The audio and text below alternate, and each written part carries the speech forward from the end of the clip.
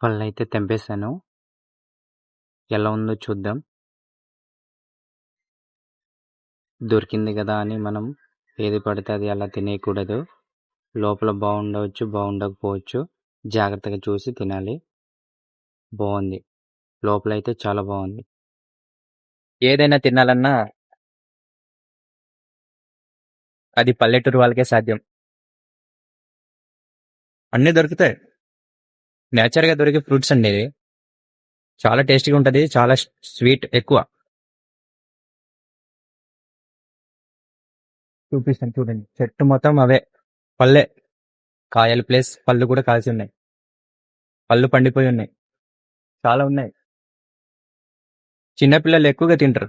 చాలా ఇష్టపడతారు దీన్ని, ఈ ఫ్రూట్స్ ని. మన లోకల్ లాంగ్వేజ్ లో అయితే దీన్ని గొడ్డింకొల్లి అంటారు. అచ్చ తెలుగు భాషలో దీన్ని ఏమంటారో నాకు తెలీదు. ఇప్పుడే గూగుల్లో సెర్చ్ చేశాను. పికాస్ రెసిమోసా అని వచ్చింది దీని నేమ్.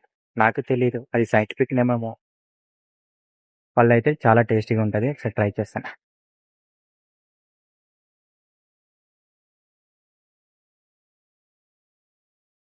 చాలా టేస్టీగా ఉన్నాయి. మీరు ఈ పళ్ళు ఎప్పుడైనా తిని ఉంటే కామెంట్ చేయండి.